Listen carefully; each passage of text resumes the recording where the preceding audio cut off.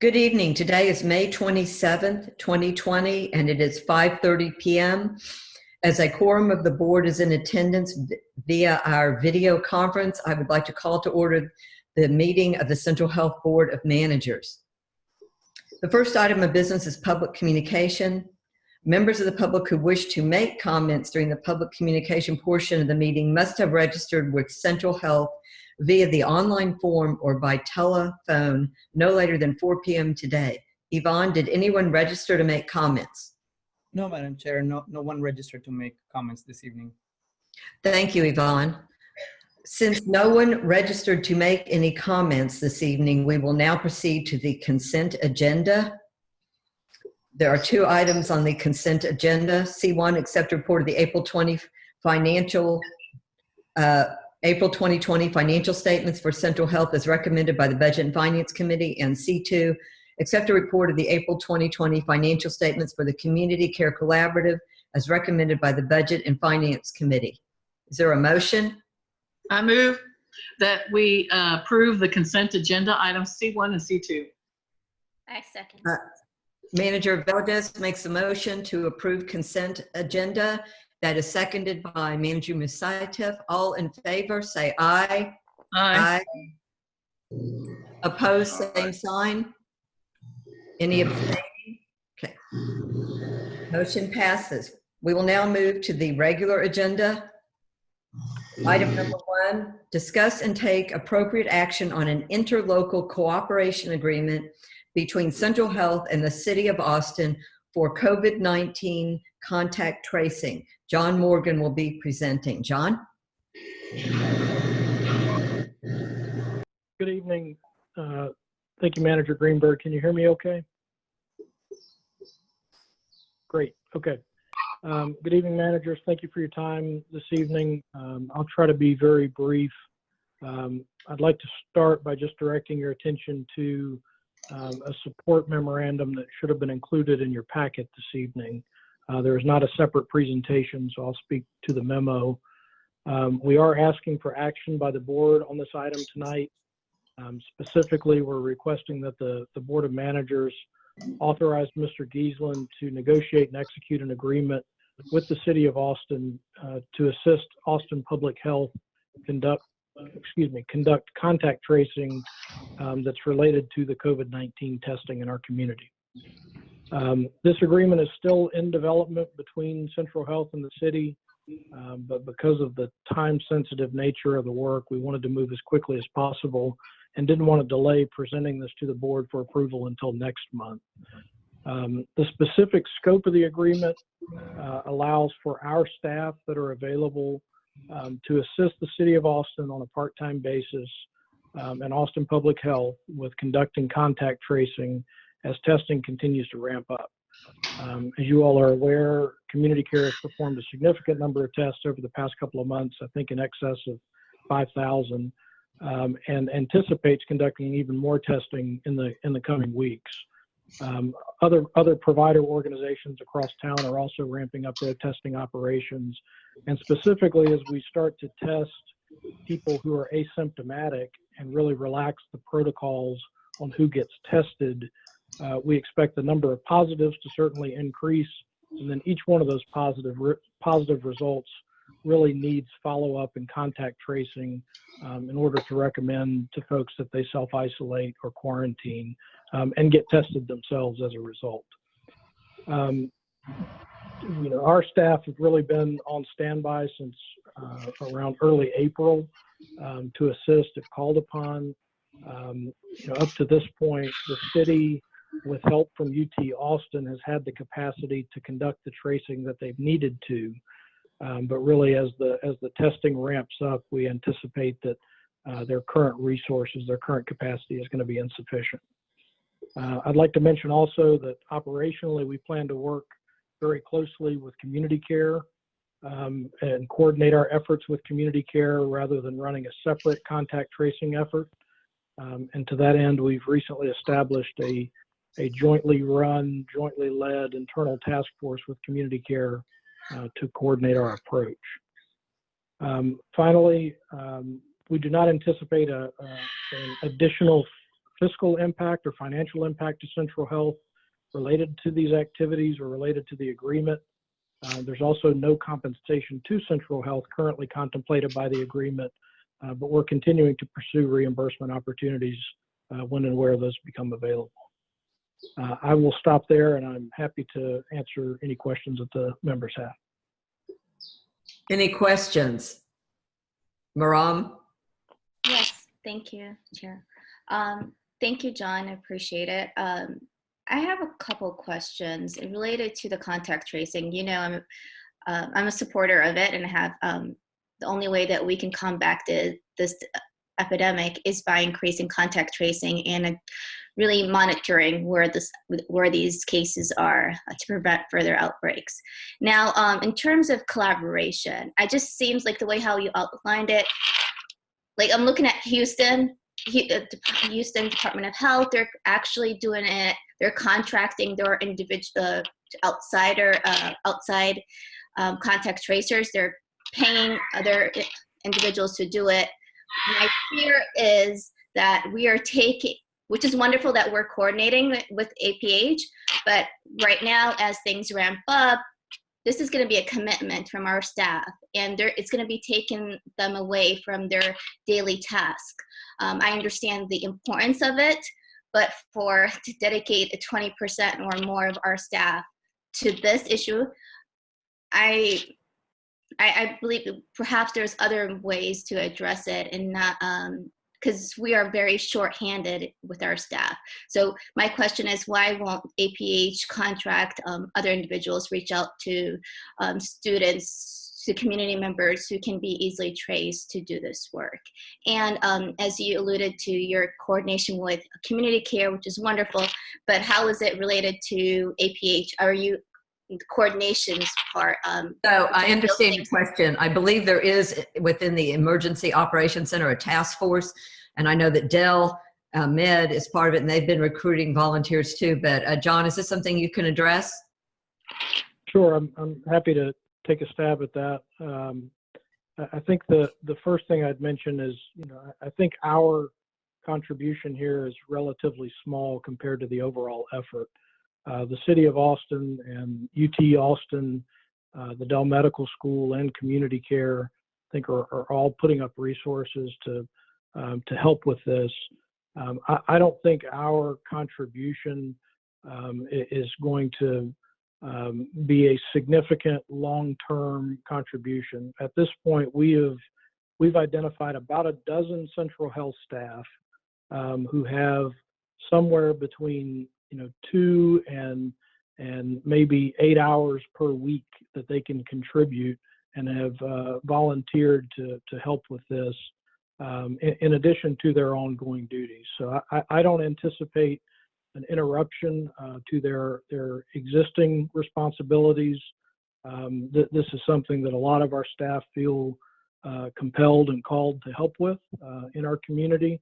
And I think that the general sense is that to do this properly, to your point, Manager Musaitif, it really takes a community-wide effort. And I think we're trying to do our small piece to help.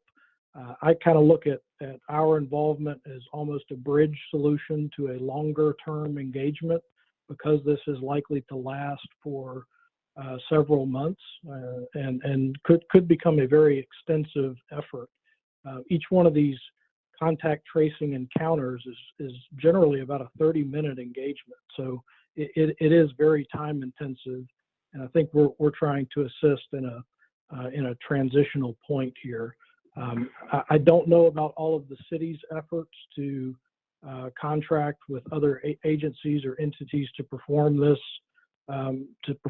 function. Others on the call may have information on that, but we're trying to combine our limited availability with community cares and help where we can. Does anybody else have anything they want to add to this from staff? Manager Greenberg, if I could just add one thing to Sure. Manager Musaitif's second question. In addition to this agreement, I believe Community Care and UT Austin have separate agreements already in place with the City of Austin related to contact tracing. So just wanted to clarify that this is specific to community care proper employees involvement. To central health. This one is central health, you mean? I'm sorry, yes, this is limited to central health employees. Right. And yes, my understanding is that there are already those other contracts in place. Does anybody else from staff have anything to add to this discussion? Manager Greenberg, I do. We have stood up a joint task force between central health and community care to figure out what the strategy is going to be. I think the plan is, in the longer term, we will likely contract with some community groups who reflect the priority population to support a longer term contact strategy, but we're ready to fill in the gaps with central health in the short term. In addition, we are on a task force that you mentioned with the EOC. Central health and community care are both participating to figure out how to best fill the gap in contact tracing and how to share aggregate data. Megan, do you know if, as part of that task force, I know some other cities are using apps. I think there's NTT data out there, mobile medical, healthy ID, some others. Is the EEOC looking at any of these technologies and apps? The only technology that I'm aware of is using Salesforce platform to aggregate the data in.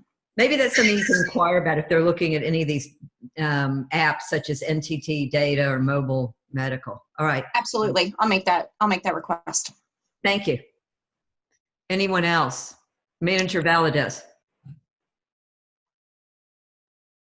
You're muted. I'm quite concerned that we haven't had a full-blown discussion about exactly what the process is. I want to know what Austin Public Health has been doing all this time. And even with community care, I'd like to know from community care what the process is exactly once a positive test for our population occurs. If it's sent to Austin Public Health, then I want to know what the process is exactly that Austin Public Health has created, and how successful they are at following the positives in our community. I will tell you, I have heard from many community members that there is a number that they're supposed to call, and that there are no Spanish speakers on that line. And I'm very concerned, considering the fact we're 70% of hospitalizations. We're huge, the majority of people in the positives. And I want to know what Austin Public Health has been doing all this time before I vote on any contract. And I want to be able to dissect exactly what they're going to do, how they're going to do it, before I want Central Health to enter into that contract. Thank you, Manager Valadez. Certainly, mentioned this contact tracing is essential. Well, and essential the for our Bloomberg, policy. Bloomberg, has a curriculum that Yes. people can get certification in. I know one person here in our community that has that certification already. And so we need to make sure that the people that are doing this are skilled and trained and Okay. certified. And So I want Austin Public Health to tell us what they've done first. Okay, I Before have I seen will what you're support this. talking about with Bloomberg, and I do agree that this is of the utmost importance. That's right. And the language and the culture to be culturally appropriate, but also to have the technical skills, as you've mentioned. Is there anyone who can address this? Mr. Giesland, is this anything you or another staffer? Mr. Giesland. I'll start out first, and then I'll ask Megan or John to please weigh in, but also there'll be an opportunity to discuss this perhaps a little bit further in the agenda item on COVID. Now, Manager Valdez, I certainly understand your concerns, and I know in conversations with Austin Public Health, they are actively contact tracing.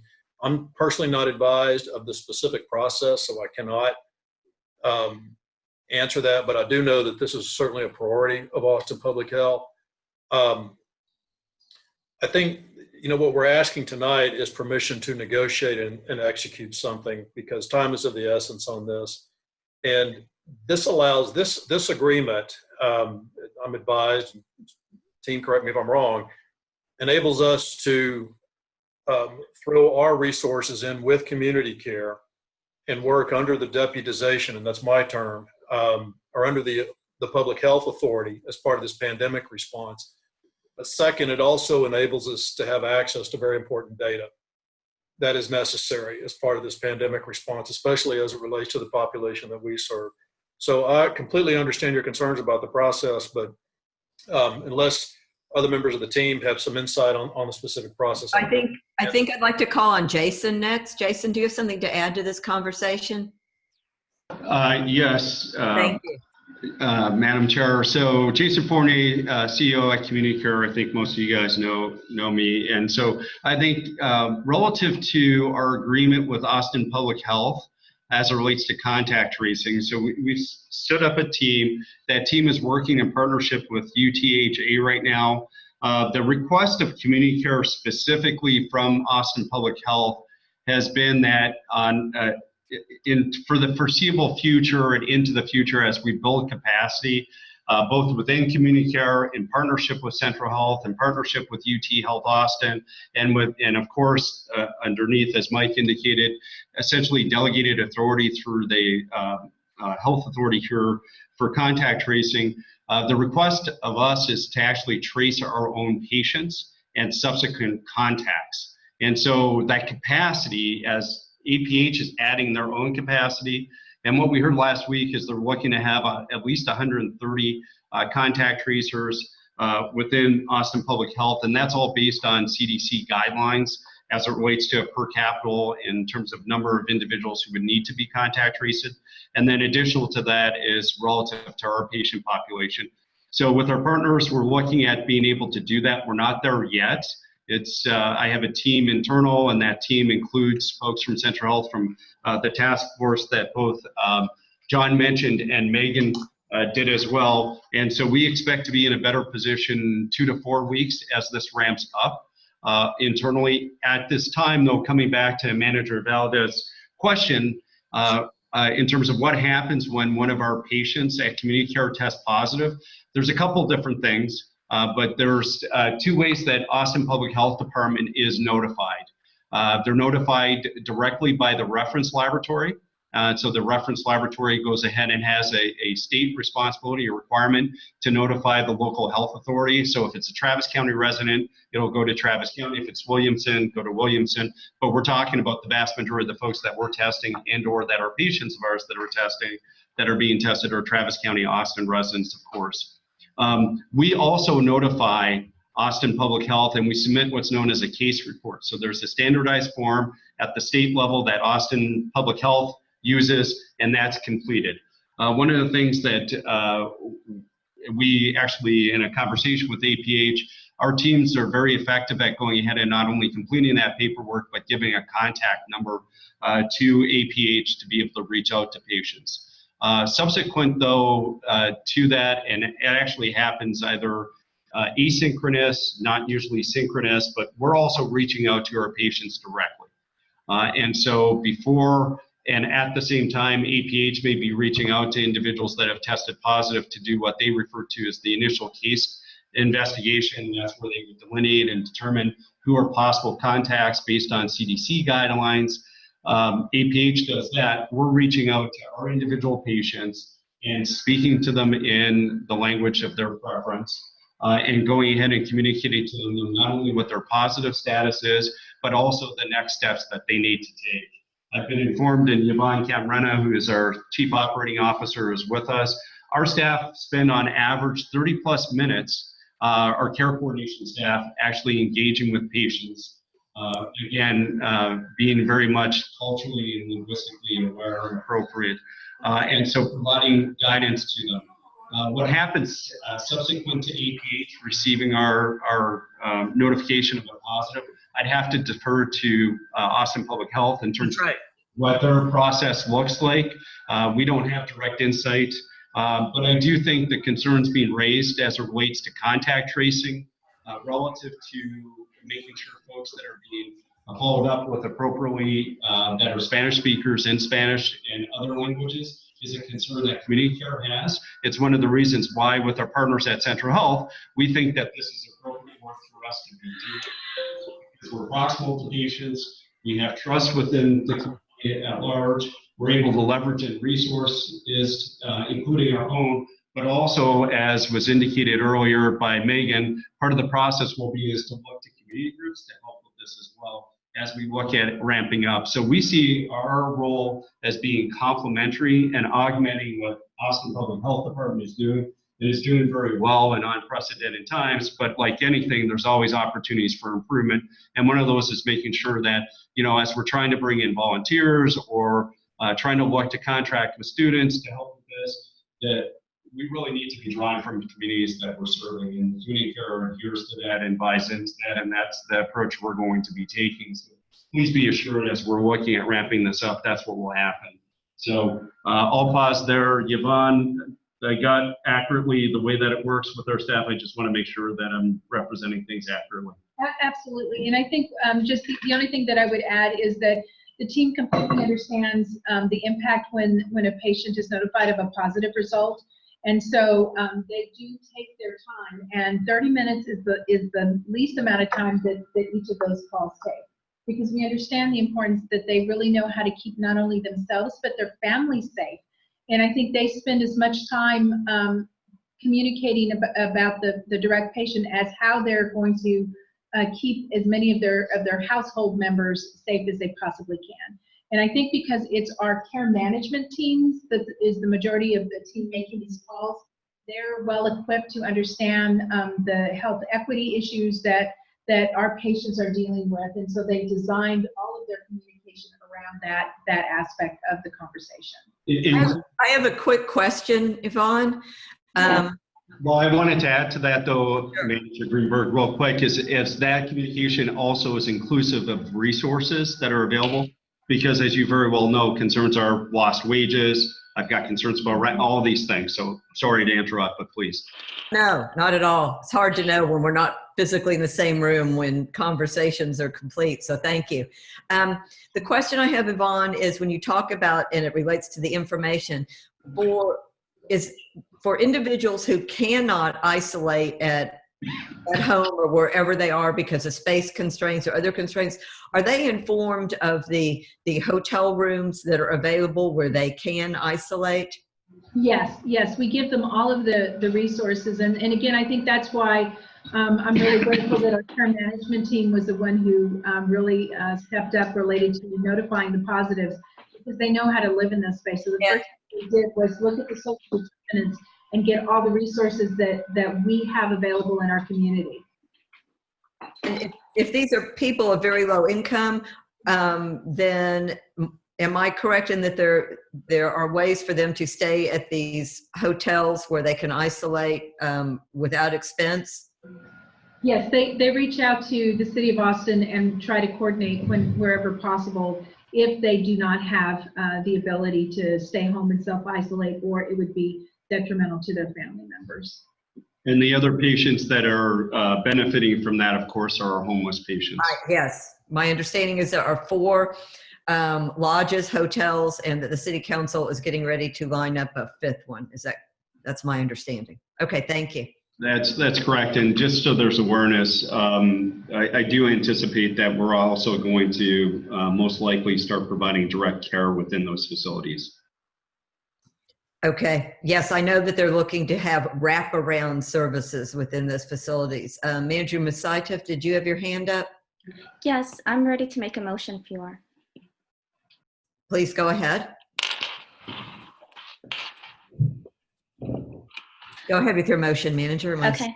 I move that the board delegate to the president and CEO its authority under Chapter 791 of the Texas Government Code to negotiate and execute an interlocal cooperation agreement with the City of Austin for COVID-19 contact tracing.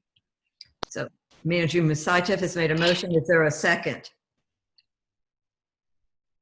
Manager Oliver, did you wish to second that? Okay, there's a second from Manager Oliver. Is there any further discussion? Manager Valadez? Did you have further discussion? You're muted. No. Yeah. Okay, thank you. I just want to make sure that everybody understands that it's listening to my phone, to this phone, this meeting, that my concern is that we have not heard from Austin Public Health as to what they have been doing for the past 6 weeks. I know that I have spoken to many Latinos, Spanish speakers, that have called that number. No one answers in their language, and they don't get called back. many have already gone through the 2-week isolation period of self-quarantine, okay? And they still didn't get a phone call back. So I think those questions have to be answered before we take action on this. I think it's relevant to our discussion and to the decision that we need to make. I have been concerned about how our resources are going to be reimbursed because they have received over 270, hundreds of millions of dollars. And I don't see that there has been a dedication of X amount of dollars to reimburse us for the work that we know we're doing. I have complete faith in our central health and community care staff. And I know how they believe in responding culturally and linguistically, but I don't know that at Austin Public Health. And I can tell you, I can cite many examples historically where they have not come through as they stated they were going to. And so until I get those questions answered and know who exactly is doing what and what, then I'm not going to, I can't support this right now. I can support it at a later time once we have the answers in place. So I have a question, Jason. This is a point of clarification for, I don't know if it's for Jason or John, but did I hear you say that our part of the interlocal agreement will solely be for our patients? Is that correct? So I'll go first and then defer to John. Okay. So our agreement with APH is not an interlocal agreement because community care, of course, isn't a unit of government. But our commitment and what the ask formally of community care as of last week is that we would take, assuming we have appropriate bandwidth, we would take responsibility for contact tracing our patients that test positive and their contacts based on CDC guidelines. And that's what we're building capacity to do, ma'am. Manager Oliver, did you have a question? You need to unmute yourself, Manager Oliver. My mouse was all over the place. I hear you. Also, Chair. Yeah. So I've been waving my hand. Okay, Manager Jones, I'll get to you next. Sorry, it's hard to always see the everybody on the screen. I will get to you next. So I guess mine is more of a clarification as well. They are paying us to do contact tracing, right? We can't control what they do with their employees, but we can control what we do with our employees, correct? Is that what this agreement is for? They're paying us for our, no? Okay. So Manager Greenberg, may I respond to, just to respond to both questions. So to Manager Valadez, right now this agreement is not limited to us conducting contact tracing only for our patients or our enrollees. That's right. However, operationally, I think we will be, if the board decides to execute this agreement, we will be supporting community care's efforts operationally, which are directly tied to their patients, although the agreement is currently crafted to be more broad than that. Manager Oliver, to your question, right now there is no compensation contemplated in this agreement from the City of Austin to Central Health. This would be an in-kind contribution at this point in time, the way it's currently drafted. Manager Jones? Yes, I'd like to respond to an implication a while ago that was made with regards to Austin Public Health. First of all, Austin Public Health follows CDC guidelines in terms of contract investigation.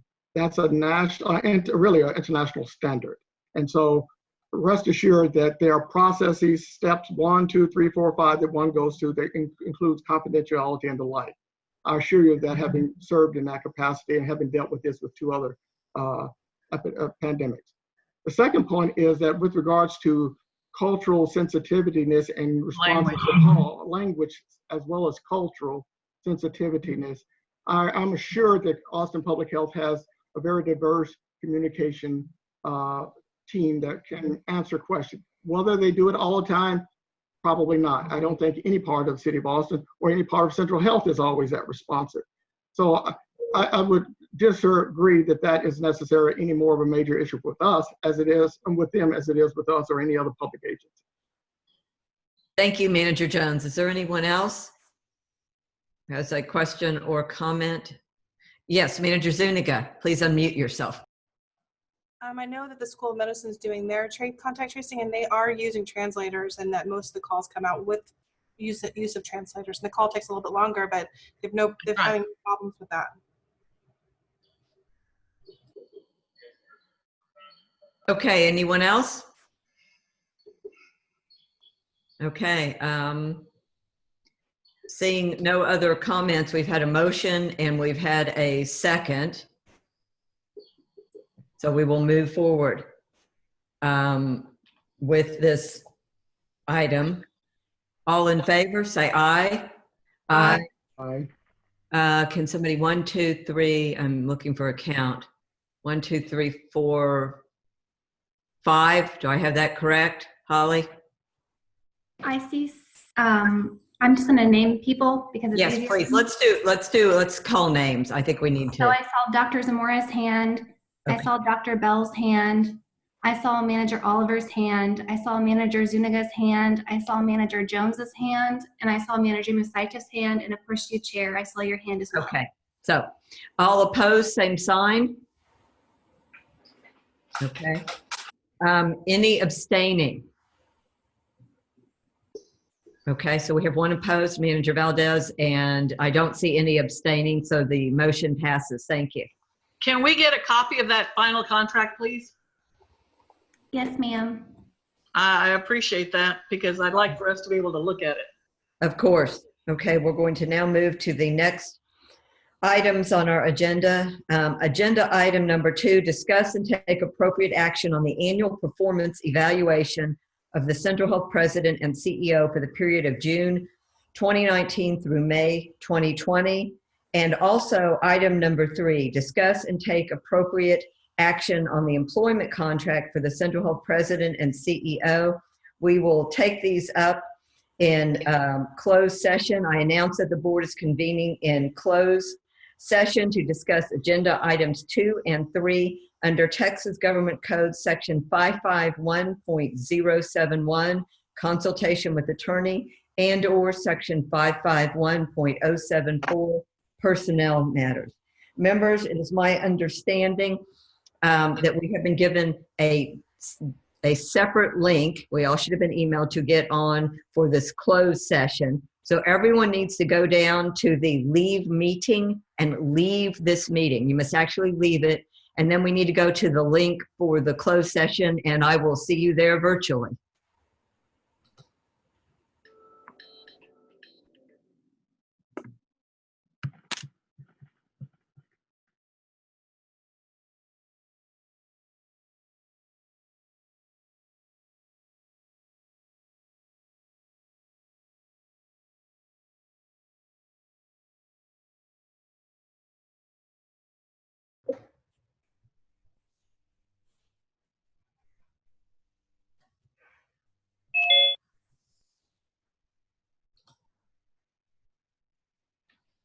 Hello. So I'm scanning. I see Manager Zuniga, Manager Bell, Manager Valdez, Manager Musaitis. I'm looking. Manager Jones, are you here yet? Don't hear him. Manager Zamora, are you here yet? Manager Zuniga, are you here yet? Yes, I see you. I'm sorry, I already said your name.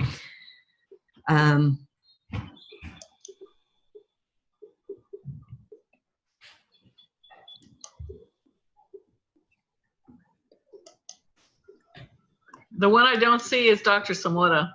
Or is Manager Jones here? I don't know that Yes. I see him. No.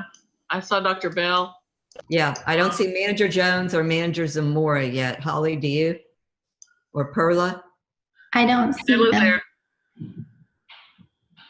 No, I don't see them yet. Okay, well, let's give them a minute. We may need to reach back out to them if we don't see them in a minute. I see Manager Jones. Manager Jones, you're present now, correct? Manager Jones? Yes. Okay. So it looks like we're only missing Manager Zamora. Is that correct?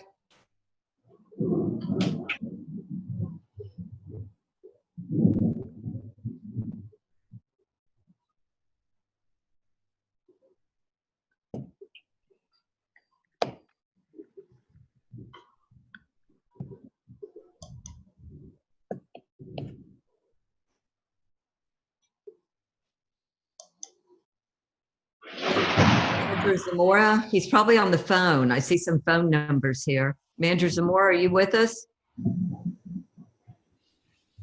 Manager Zamora?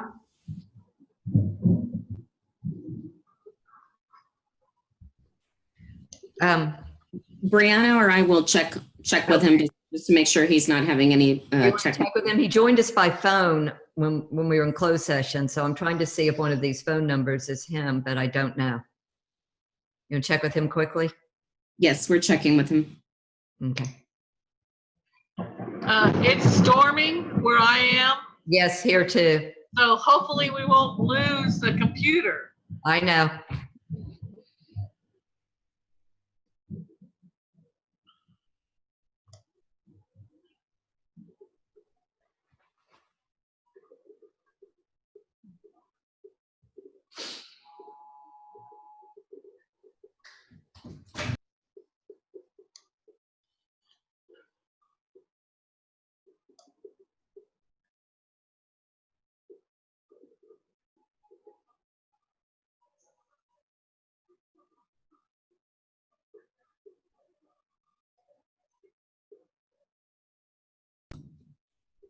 Okay, do we have any news yet?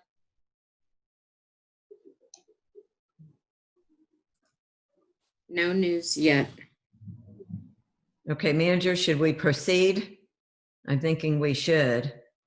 And hopefully he will join us in just a moment. I didn't know whether he was actually on from his office. He may be trying to get to the house before this thing gets worse. I don't know. I don't know.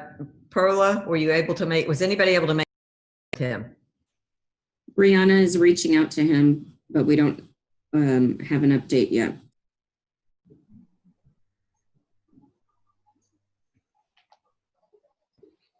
Okay, well, I'm going to give another minute because these are items on that need To be addressed. yeah, that have action. So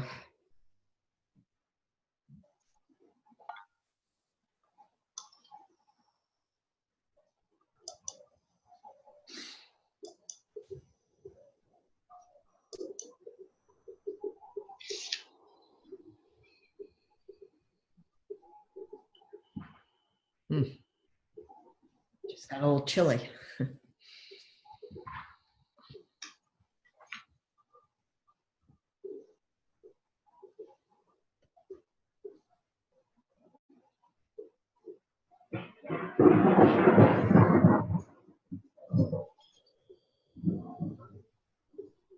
Dr. Zamora, was I successful in adding you? Yeah, thanks, Holly. Oh, wonderful. Dr. Zamora is with us. I had faith. Okay, so we are now in back in open session. We finished with our closed session. It's May 27th, 7:34. We will take up item number 2, discuss and take appropriate action on the annual performance evaluation of the Central Health President and CEO for the period of June 2019 through May 2020. Members, is there a motion anyone wants to make? Manager Valadez, I see a hand, yes. I move that the board approve the CEO and president's formal performance evaluation for the period of June 2019 to May 2020 as recommended by the executive committee. The evaluation recognizes that Mr. Giesler's performance over the past 12 months has met the board's performance expectations for the position. There is a motion. Is there a second? There's a second by Manager Bell. Okay, we've had a motion and a second. Is there any discussion? Yes.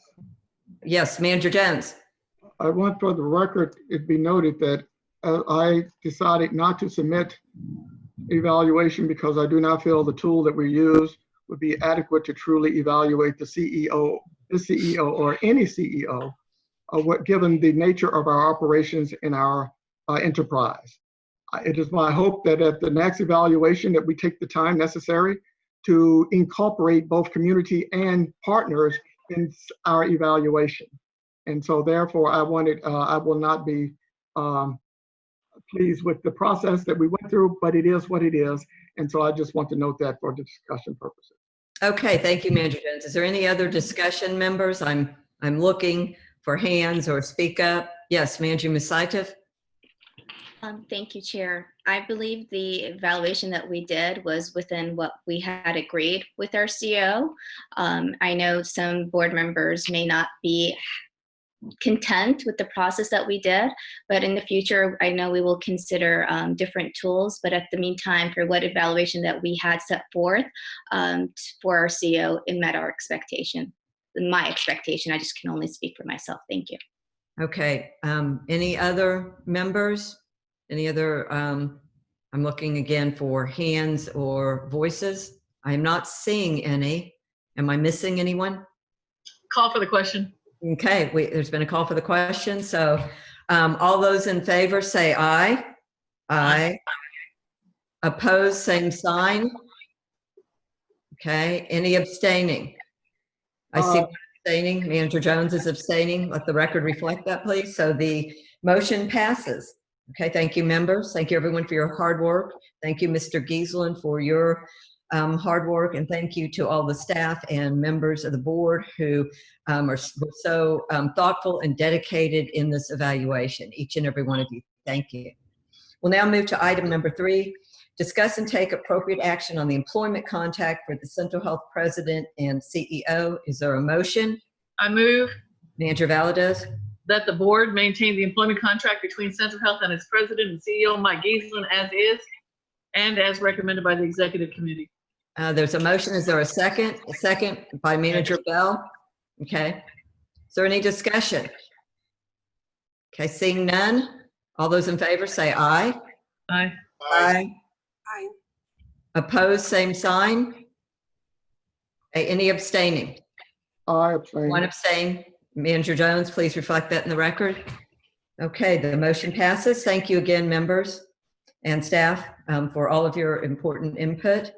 We will now move to item number 4 on our agenda, receive an update from Sendero Health Plans, Inc. on the response to an impact of the COVID-19 pandemic, CHAP enrollment, and overall financial status. Wes Dukowski will be presenting. Dukowski, sorry. No, it's fine. Thank you, Madam Chair. I'd like to thank the board for letting me come tonight, and it's good to catch up with you and see you at least virtually. I'm only going to take a few minutes and kind of give a more general update that we don't usually get a chance to give. The first thing on the item is the COVID, continuing the discussions of the main topic tonight. So in March, you may remember that we made live outreach calls to our top 10% at-risk members for COVID, and that went very well. It gave us a lot of information. Based on that, thanks to the Sendero board, the board agreed to waive member costs for testing and treatment, which is one of the biggest concerns for members. We're the first plan in Austin to do that. As of today, we can share that we have just 7 confirmed diagnosed cases for COVID. There were 3 hospital stays and unfortunate, but only 1 death, which was thankfully below forecasts. Continuing on, I guess, to the staff, we'll kind of transition into an operations update, quick one. On staff, we had only 2 confirmed cases of COVID, and both those thankfully are all currently fully recovered. Thought some of the things I would share tonight was one is about utilization management and an authorization process. So I think you're all familiar with the authorization process that insurance companies use, and that's basically like the easiest, the first line tool we use to promote consistency across the members and the benefits and their experiences, the services they get. In the past, just because we were new, we relied a lot upon third-party commercial experts, and now we're at the point where we recognize there's a lot of local expertise, which is probably more relevant, and so we're transitioning a lot of that to rely on the more local expertise with internal processes. The other comment I would probably make is about our network. So as a community plan, we were always committed to having the largest network available on the ACA. In the past, even when we were 2 to 3 times as large, that network was still the largest and still sufficient. But now, given our smaller membership and the high risk strategy, you know, it's a good time for us to kind of revisit and realign our network to better match our customers. We'll be doing that over the next few months, but we'll still have the largest network. The next item is the premium assistance programs. And on this one, many thanks to the Central Health Board and staff for this one. It's a fun program to work on. Currently, we have about 986 musicians through HAMS and SIMS, our partnership with them, and through Central Health. 196 chat members. And remember, those are the members who would otherwise be on MAP and SLAG fee scale who are eligible for premium subsidies. And 528 CHAP expansion. Those are people who would otherwise be fully uncovered. And those are all covered. As quickly as I can say it, the question might be, how are they doing? And understandably, while a direct year-over-year comparison is tough to say, I think I can say overall, they're keeping the dozen plus CHWs and case managers very busy, and categorize them as doing well, getting long-needed services, and definitely grateful from all accounts. There's a lot of good stories. And, in terms of objective signs, at least in terms of services, it does seem appear that things have stabilized, not improved for many of the members. This leads us to the next bullet point, the indigent coverage program. And this is just kind of an introductory kind of shout out or kind of hand wave on, this is the working title that we've been given for Sendero's efforts to take the successful CHAP program that we were doing with you and work with other regions to get it implemented there. And this is, long ongoing process, and it would be pretty exciting to have it in place somewhere else. So we'll keep you updated. Of course, the goal for us is to help expand it with minimum or no financial risk for Sendero and the partners, with only potential upside. Of course, significant upside for the members in the other regions. And on that, at some point in the future, we'll be returning to discuss that further. The next bullet, you may have heard about this, and it is very good news, so we're definitely going to call this one out. There was a recent ACA lawsuit over the risk corridor payments, where the government had tried to avoid some responsibility for that. That did not go well for them. The judgment was that the U.S. government is responsible for the risk corridor amounts owed, and that Sendero, along with many other plans, has the right to sue the government for recovery. And the next update we'll have on that is June 30th in terms of timelines and award amounts, things like that. So after all of that, the easiest way to say it is that Sendero is projected to end the year with sufficient capital to move forward. Sincere thanks to the Board of Managers for the support. And we're pleased to be continuing the shared mission. Thank you, and thank you for so much. Thank you for everything that you, and please convey to all of your staff and everyone who has helped and participated during this very difficult time with COVID-19. All that you have done, we are thankful. Thank you. Anything else? Des, quickly, please. Yes, very quickly. Is it possible? Well, I didn't realize that HAM had the ability to enroll people in programs other than Sendero. How can we find out what that, who they are referring people to? If you don't mind me asking, Wesley. Offhand, I think the easiest thing would be to ask HAM. I wouldn't really be able to tell. I couldn't guess how that actually is working. So. Okay, then I'd like to put that request in for Central Health to ask that question. Okay, duly noted. Members, anything else? And to thank you for all the work that y'all have done. Thank you. Okay, and your staff and your board. I'm not seeing any hands up or comments, so I'm going to then move on to the next item on the agenda, noting the storm raging outside while we still have connectivity. Okay, so we will move on to the next item on the agenda. Receive and discuss a presentation on the fiscal year 2021 budget and the financial forecast for subsequent fiscal years, which presentation will include information on possible property tax rates to be assessed Jeff Knodel and Lisa Owens will be presenting. Sorry for my dog barking in the background. He does not like this thunder we're having. Yeah. Yeah, thank you, Chair. Jeff Knodel, CFO.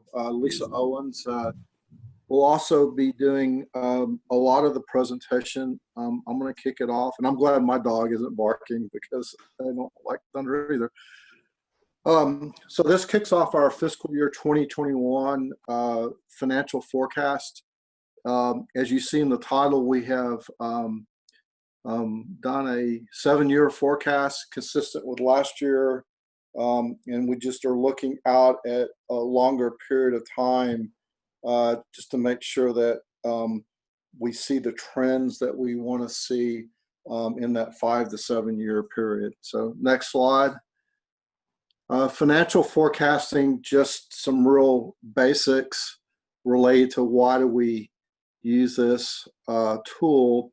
It's an initial financing tool that we use in the budget process with very general assumptions in the tool. This is not the actual budget. This is just a tool that has very general assumptions built into the modeling that allow us to look at both future estimates to help us identify revenue and expenditure trends that may have an influence on policies, goals, or services as we move forward.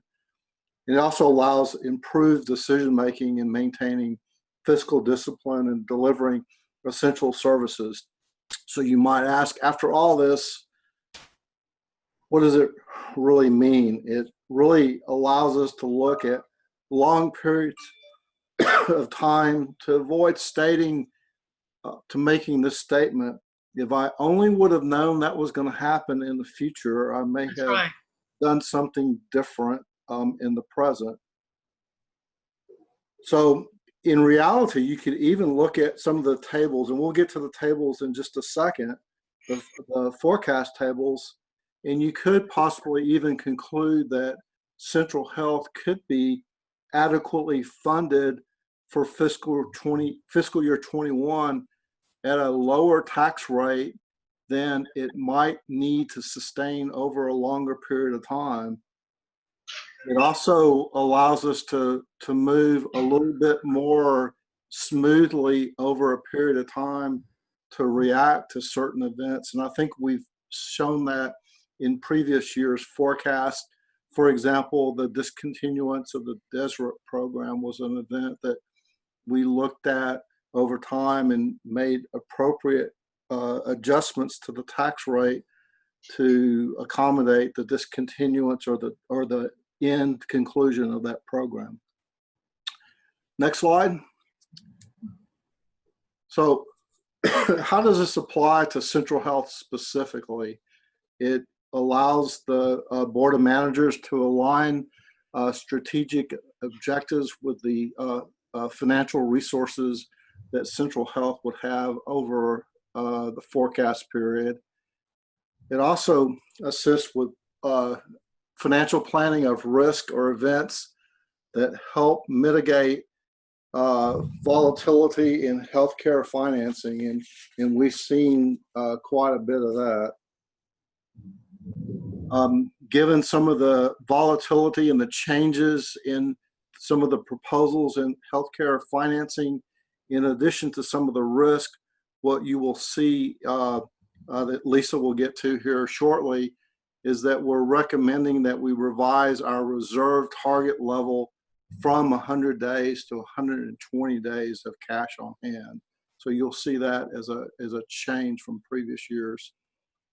The Central Health 7-year forecast also lets us evaluate our reserve levels in days on cash. And again, this is just to meet our healthcare delivery strategies. And also, I know that we've recently refunded or defeased our bond, but we did have a Standards & Poor's AAA rating, and that's an important standard to keep in mind as we look forward in our financial future. And it also, more importantly and more specifically, we use this tool as establishing an initial property tax rate to prepare the FY21 proposed budget. So as it relates to this tool, though, there's nothing permanent about the assumptions we're making. There is nothing permanent related to the proposed budget. I'll call it starting point that we make. It's just a place to begin the proposed budget. And again, you'll see at the end of this presentation, we have a very lengthy process to go through our fiscal year 21 budgeting process with lots of discussion and decision points. Next slide, and I'm going to turn it over to Lisa. Okay, well, thank you, Jeff, and hello, everyone. It's good to be with you tonight. There's like lights going on over here with the lightning, so maybe it's a little distracting, but I hope you're all doing well. Well, I just want to kind of go back to the start, which is our strategic work plan. As you know, our budget process, which kicks off early in the year internally, and tonight starts with the 7-year forecast, really is based on our strategic work plan. You worked through a lot of the information at the May 13th Strategic Planning Committee, and we will continue to operate in these 3 priority areas. So on the next slide, I have a little more information about what we shared at our community conversation. And again, I believe Monica Crowley and her team in the strategy and planning department have shared extensive details on our forward-looking strategic priorities and the categories, taking into consideration now the ongoing COVID events and uncertainty. Our primary focus being in those priority areas that you just saw, improving access to care, enhancing our clinical programming, and then again, I think the biggest concern being we don't know the long-term impact of the COVID-19 events, and so as we talk through our assumptions tonight, you'll see that we are being very conservative. So on the next slide, I will give you some highlights of our assumptions that drive this model. And for those of you who've been on the board and been through this process with us before, you'll remember that we show you a series of slides, which we'll get to in just a second, and that the revenue is the variable in this process. And so, again, as Jeff mentioned, we're going to move forward with preparing a draft budget and want to have a starting point that puts us in a good position for that long-term look at the revenue that we need to meet our strategic work objectives. So our assumptions around tax revenue are very conservative. As you know, in this area, we've had significant increase in taxable assessed values, and we do have anticipate that that will slow down significantly. And another area that impacts our tax revenue significantly is new construction. That's new dollars of taxable assessed value coming onto the roll. It's new revenue into the organization based on the tax rate. And then we do have a steady straight line tax rate in our models, meaning we're just looking at the same rate year over year in order to look at the potential long-term growth and maintain that stability. In our capital planning, I do have some information specifically around capital planning at a very high level. Again, when we move into the budgeting process, we will have more information about budgeting specifically for FY20 reserves, which is the cash reserves, and then the long-term look. And many times the plan is to use debt financing, but in this initial plan, we do have 3 new clinic facilities in full service by 2023. Again, we'd be issuing debt for those major clinic facilities and for any campus redevelopment that would come as a potential development opportunity. And then we also include in the long-term look the operating costs that would be incorporated into those healthcare services. So expanding care and expanding services. As you know, the majority of our budget, about 96%, is healthcare program and healthcare services. And so we do have an estimate for medical inflation there, meaning that the services that we are providing through our network of providers would increase about 5%. We also added this year an inflator for increased enrollment and additional telemedicine capacity as a result of the economic downturn and just unknowns in the successful shift to telemedicine. And also, as you know, potential implementation of hospital funding model changes, increased infrastructure for network operations, and then increasing the enrollment and funding for the CHAP and the ACA high risk that you just heard about from Sendero over time. So those are the high level assumptions that go into this model. So the very first one I'll just talk through, if we can go to the next slide. This is the no new revenue rate, and you remember that the definitions changed or the names changed. This would be if we set the tax rate, and you'll see the blue line stays steady, meaning we brought in no new revenue year over year based on the revenue that we're bringing in this year. So the taxable assessed values may go up. However, we would set it at a tax rate that brought in the same amount of tax revenue that we brought in this year. And to just orient you to these slides again, the total sources row is the row that changes as the tax rate model changes. The uses stays steady. That's the second row at the bottom. And then, as Jeff mentioned, our targeted days of cash on hand are calculated there, and we are targeting 120 days of cash on hand.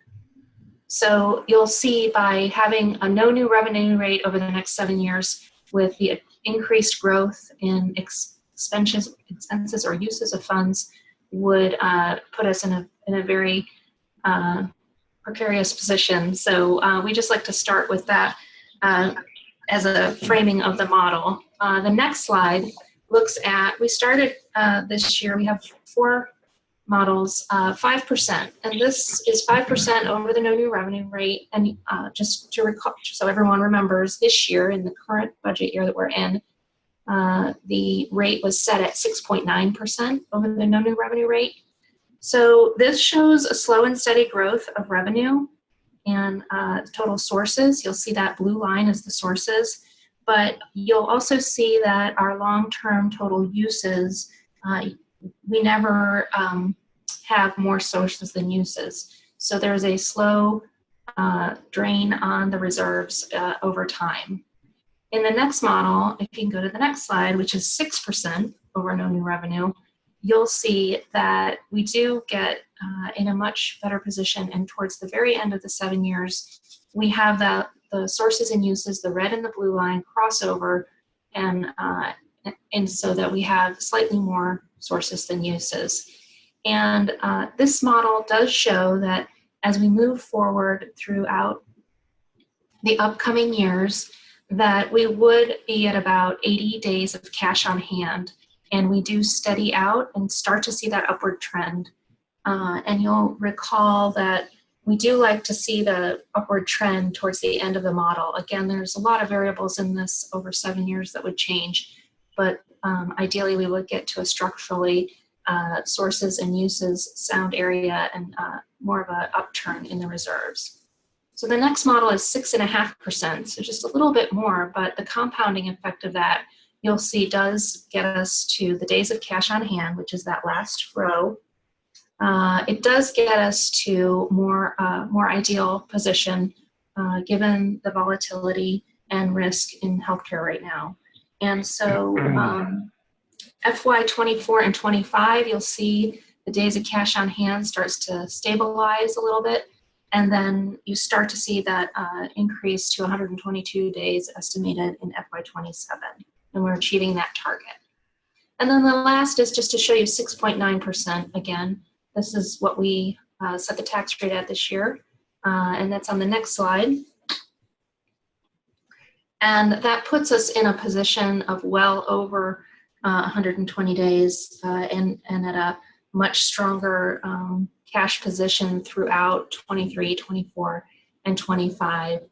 And you'll see that as the increase, the sources out are higher than the uses, then you start to see the reserves growing at a more rapid rate again, getting us towards that 156 days of cash on hand and maintaining not less than about 117, I think right there, FY25.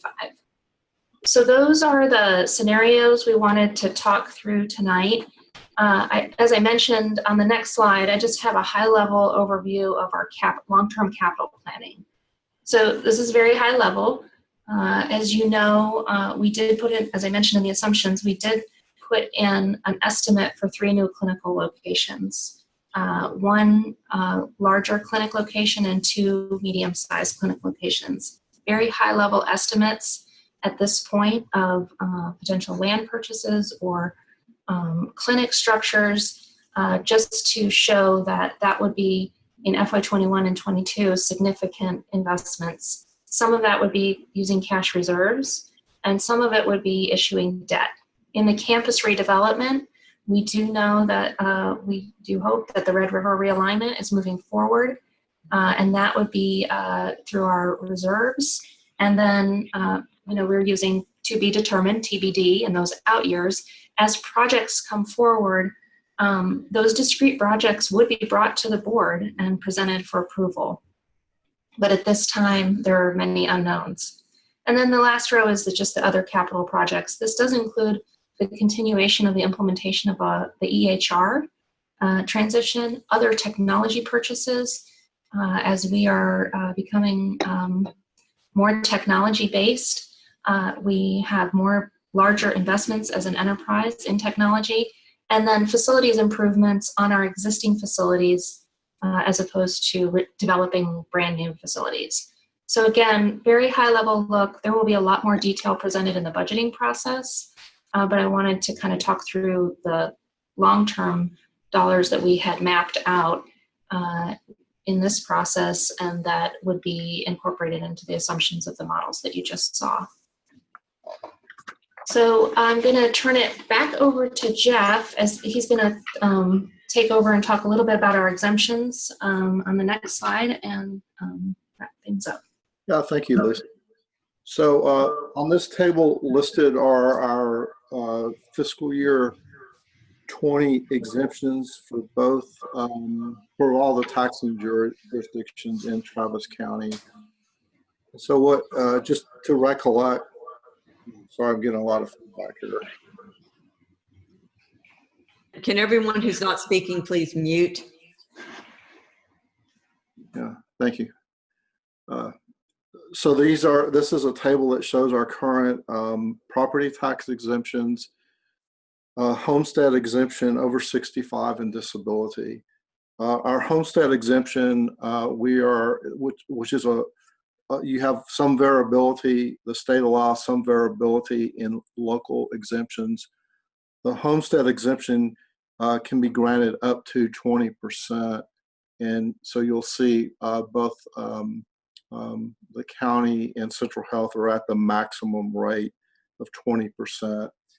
And then you may recollect over the past few years, we've increased our homestead exemption for over 65 and disability up to $85,500 for both categories, which is consistent with Travis County also. So part of our presentation relates to moving forward in fiscal year 2021, what those exemptions would look like. And next slide.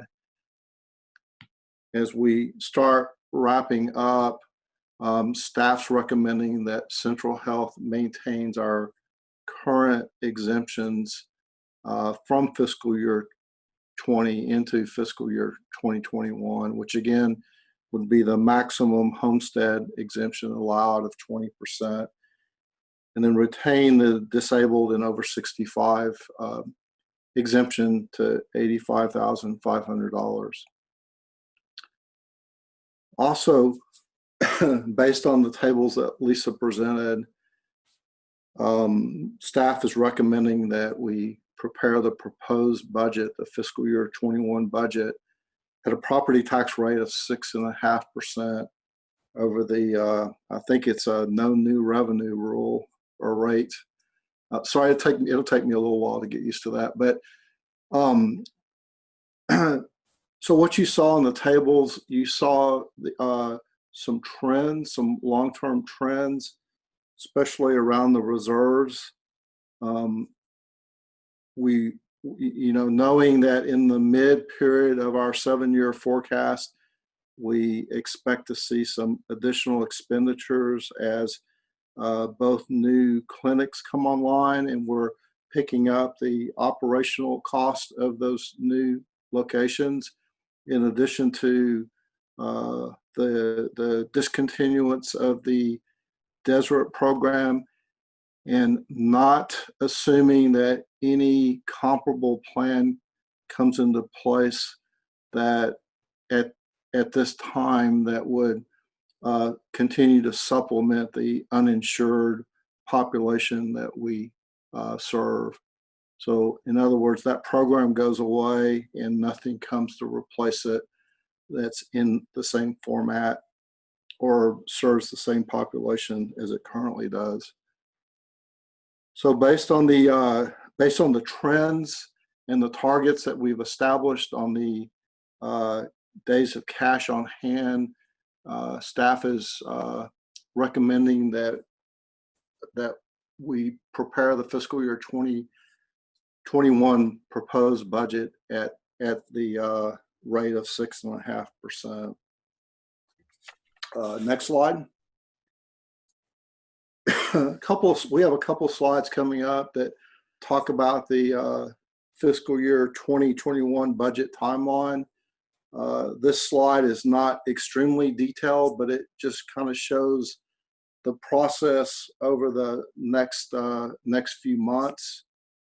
We're really beginning the process in May. We certainly have some committee meetings related around strategic planning that will help us flesh out our proposed budget that we plan on presenting in July, that will align with those strategic priorities. And then we really begin the meat of the proposed budget process to eventually move us to an approved budget. And as we move into the summer, we're taking input, we're getting feedback from the board and committee meetings, and we're really trying to hone in and focus as time goes on our budget, where we start wrapping up our public input and submit eventually our proposed budget for consideration from both the Central Health Board of Managers and then the Travis County Commissioners Court for both the both the budget, the tax rate, and then on the Central Health side, our budget resolution that helps guide us in the subsequent year approved budget. Next slide. The next couple of slides are just real specific dates related to the budget calendar. There still are some tentative dates that we will need to work out with either the Board of Managers schedules or the Commissioners Court schedule. But we just wanted to put placeholders on some of these detailed dates. I won't go into a lot of detail. It's fairly similar to what you've seen in previous years, where we're going through a process of consideration of both the Central Health budget and the Community Care Collaborative budget.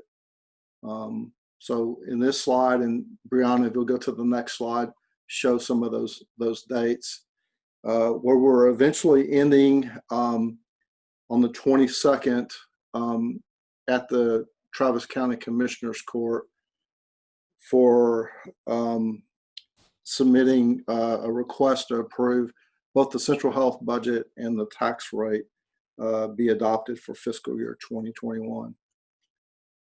Next slide. So that concludes our presentation. We will turn it back over to the chair, and thank you for the opportunity to present this, and we'll be happy to answer any questions. Thank you for your hard work and that very thorough presentation. Members, are there any questions? This is just the beginning of a process, as you can see. Manager Valadez?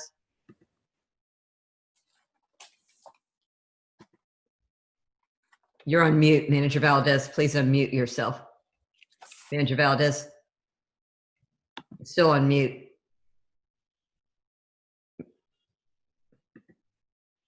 Manager Valdez, you're still on mute. There you go. I got it.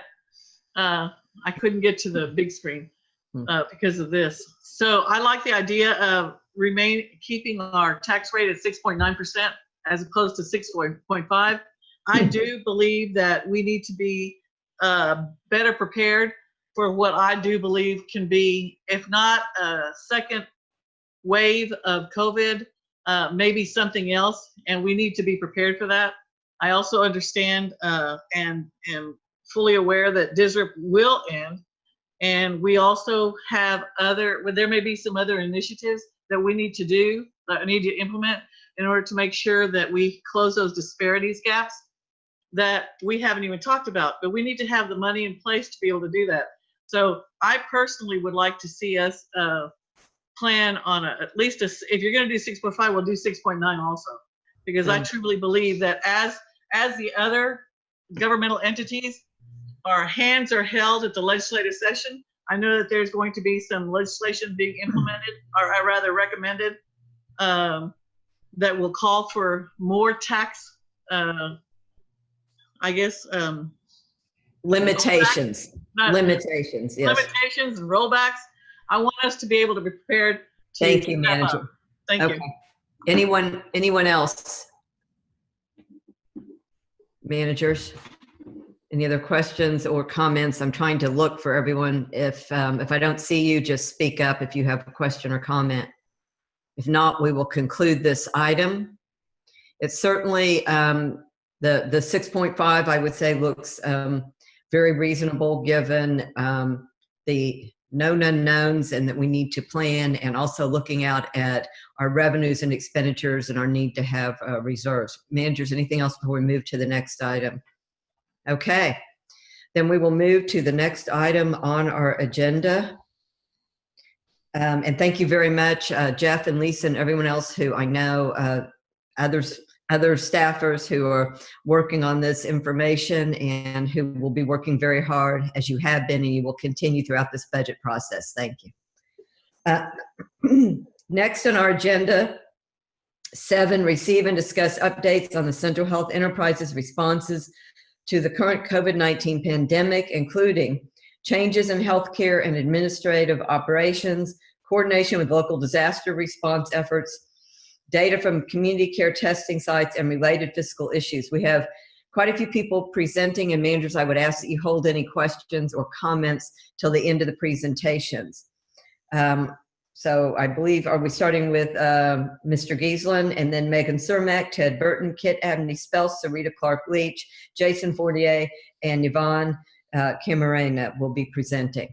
Thank you. Thank you, Madam Chairs, and thank you, members.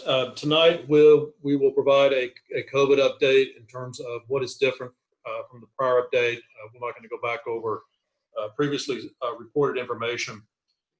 We continue to operate under a business continuity plan in a disrupted environment, and will continue to do so through June 12, but even past June 12, and that's the end of the governor's current disaster declaration date. We anticipate working remotely as a matter of precaution, because as you all have seen in the reports and has been reported here, there will be likely additional surges or resurges throughout even until the fall. And so we want to make sure that our workforce is protected, but also is functional in supporting the enterprise, like our partners in community care and Syndetto health plans through this pandemic.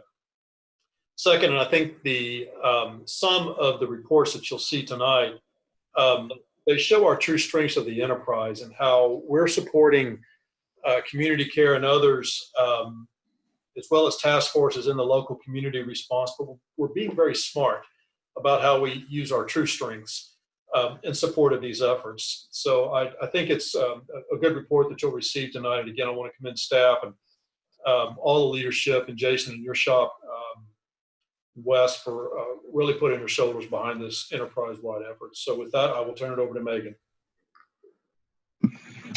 Okay, thank you.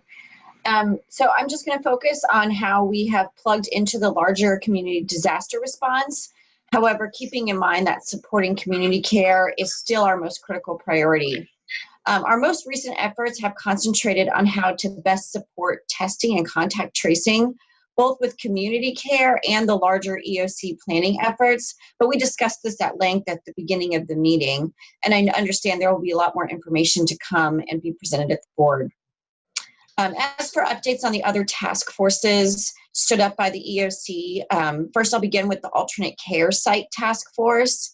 The EOC is working on a plan for an 800 to 1,000 bed location, 800 to 1,000 bed facility for an alternate care site should the hospitals get overwhelmed. This is a real possibility in the fall when both COVID-19 and the seasonal flu are circulating together. So Central Health is providing staff to help plan for the facility, but I want to be really clear that the city and the county are responsible for the operations of the facility. Next is an update on the Mass Casualty Task Force. While we don't really have a direct role in death or dying, we are still monitoring and participating in this task force. And that's primarily monitoring the work of the task force to ensure that those with low income don't get left behind or take lesser priority when we're planning for funeral home overflow and to ensure proper burial or cremation of the decedents.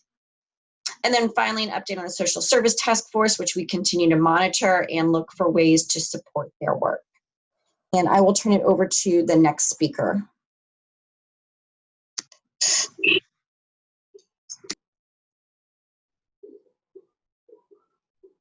Next speaker, please.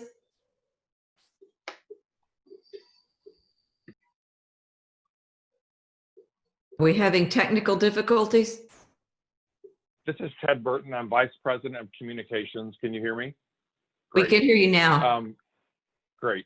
So I want to talk to you tonight briefly about our media outreach, our grassroots outreach, and our collaboration and coordination with partners like the city and county, and of course, Central Health Enterprise partners. First, on media, excuse me. We have just launched phase 2 of our paid media initiative. This includes both traditional and digital media. The target audience is similar to our phase 1 media initiative.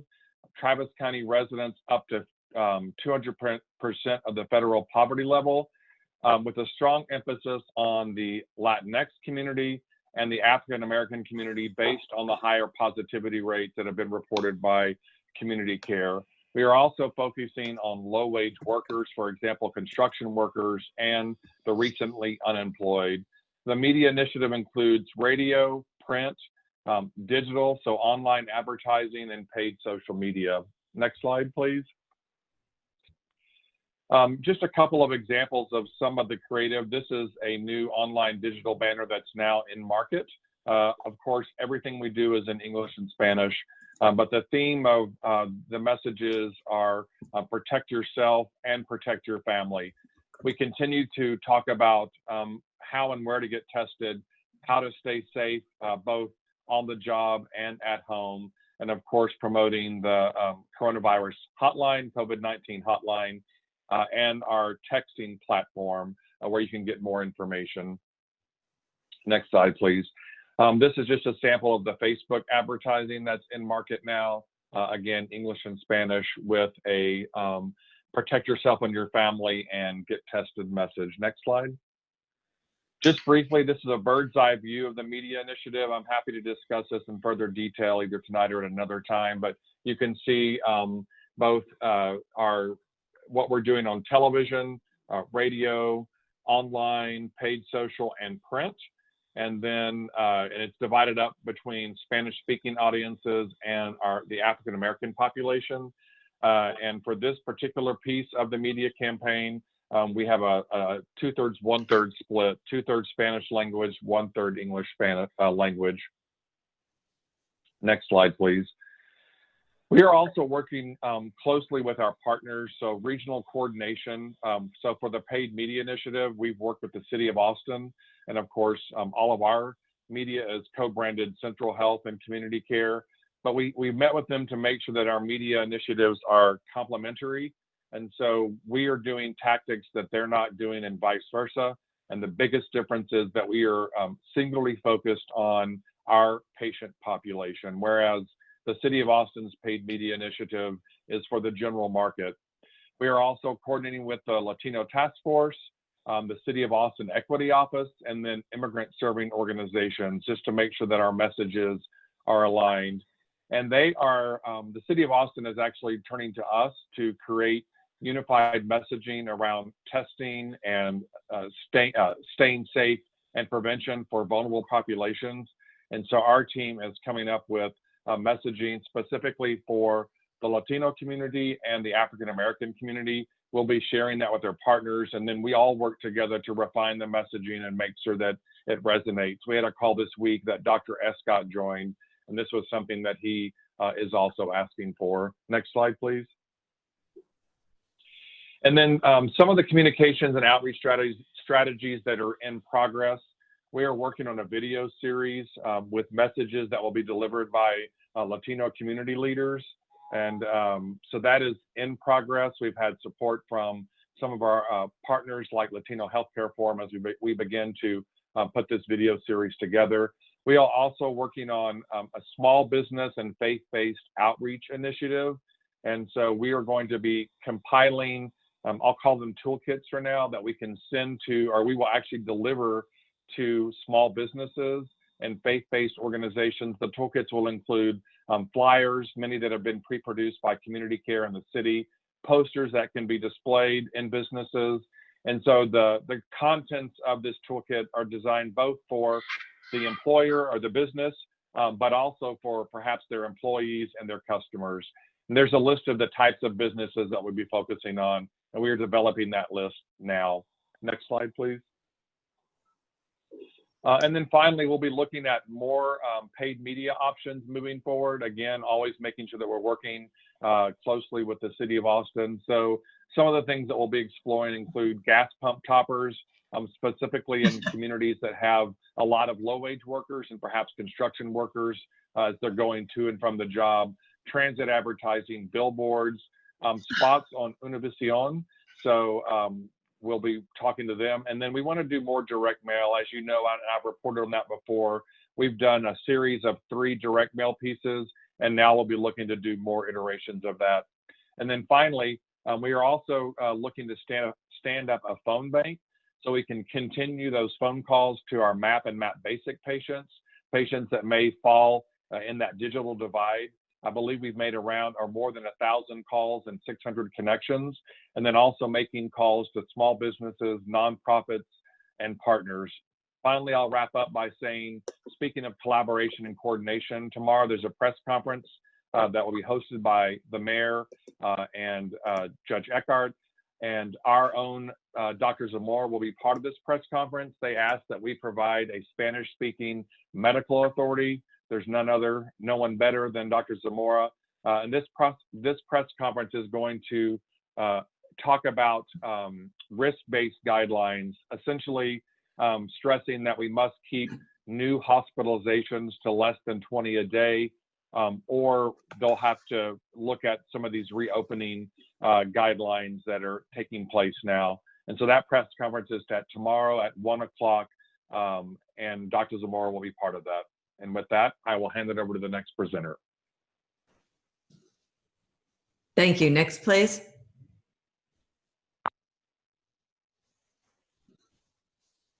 Madam Chair, I'm not sure what the order is. Is Community Care up next? No, we actually have. Kit Abney Spells looks like is next on the list. Kit, are you available? Kit Abney Spells, are you available? Okay, well, if not, then let's move to Sarita Clark Leach, if we could. Thank you. Hi guys, there. can you hear me? Who is this? Oh, Kit. Okay, can we move back to Kit's slides, please? Thank you. So sorry, I could hear y'all, but it had dropped me from the call. I'll be very brief. One, you will see our enrollment continues to increase. Again, due to our coverage extensions, we have no members that are currently falling off in the month of May. that won't start occurring until mid-June. And you can see the predominant increase is in our MAP enrollment, an 18% increase since the 1st of March.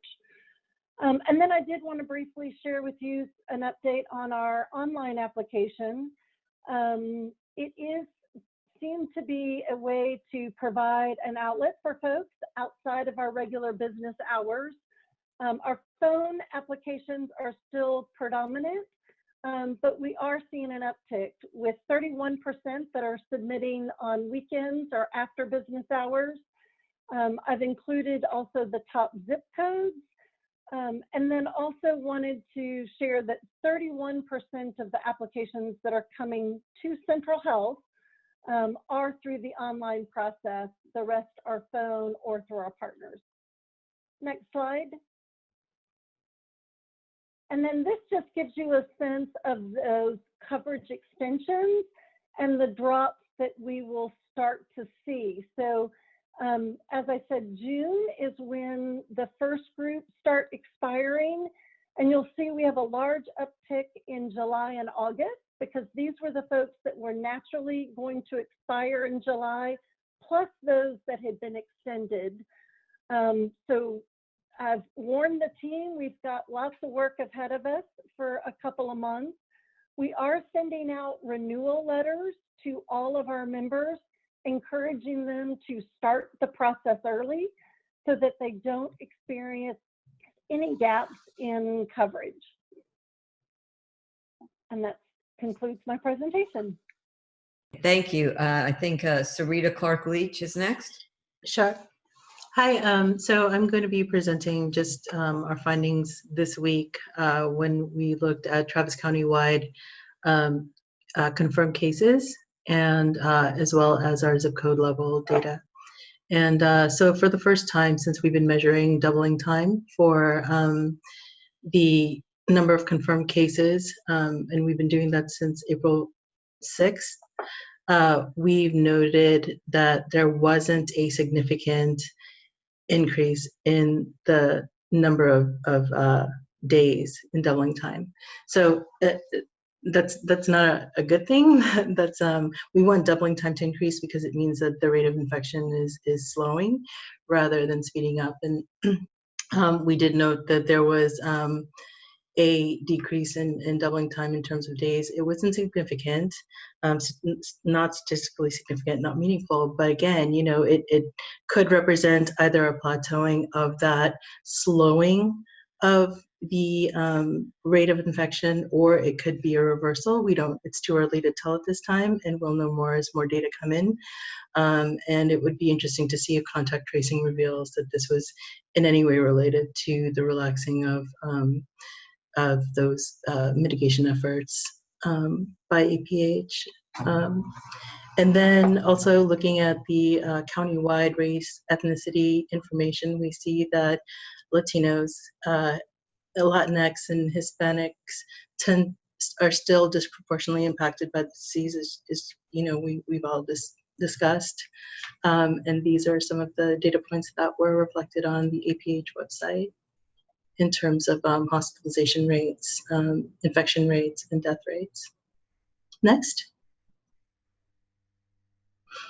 And again, some of those zip codes that we've been calling attention to are, you know, remain the same among those with the highest per capita infection rates, and their doubling time isn't slowing all that much. There are a couple of new areas of interest, and in West Oak Hill, if we go to the next slide, it actually will capture that. So Manor had a noted increase and with a high count of new cases, as well as Oak Hill and Lago Vista, Leander, and ABIA. Now those, again, they're have small population, overall population sizes, but they are, these places don't exist in a vacuum, and we do want to keep an eye on them. And that's it. That concludes my presentation. Thank you. Jason? Yes, Madam Chair. If our slides could be pulled up, otherwise I can share our screen. Technology folks, thank you. Great. So joining me this evening is Yvonne Camarena, our Chief Operating Officer. Actually, I'm going to hand it over to Yvonne. She's going to take the first couple of slides, and then I'll continue from there. So Yvonne, please. Okay, so we wanted to go ahead and just give you an update regarding the services and where we are with our clinic openings and what type of visits that we're having. So just a quick reminder that we have opened all of our sites with the exception of 3 of our small OB locations, which is our Manor location, Springdale and Riverside, but otherwise we are back to our normal schedule that we've maintained prior to COVID. We still are seeing a significant preference for our telephonic and telemedicine visits currently. And this slide is, the board has seen this slide before, but just an important note that where our services were prior to COVID, which we were closed a little over 2,000 visits. And we've been able to maintain visits a little over 1,500, but you can still see that we are sustaining the majority of our visits are telehealth in nature. But as we go to the next slide, we'll update you on next steps. So what we're trying to do right now is that we are moving towards back to a more normal presentation as we can do that safely. And I do want to make it's really an important note that this is all based on our ability to continue to procure effective numbers of PPE or protective equipment for our team members. So 2 weeks ago, we began to reinstate dental services. We will, beginning this week, at our carousel sites, we are expecting to be at 50% of services, and our CUC sites will be there by next week. This is also an important note that we're ensuring that for any aerosolization procedures that we have the proper protection equipment for the teams. And so we're being very, very cautious where we're have those types of visits. So those are usually even preventative services such as cleanings and some heavy procedures would cause that aerosolization type of environment. In our medical piece, we are moving forward. As you know, it's critically important for our children to start completing their well visits. We are strong proponents of immunizations and our development of our children, so we need to get our little ones back into the clinics to ensure that we're completing our well checks for our little ones.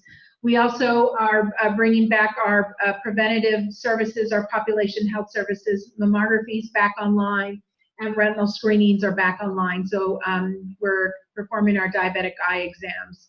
And we just want to make sure that wherever possible, we will continue to provide services in the methodology that our patients are seeking and that the services that they require.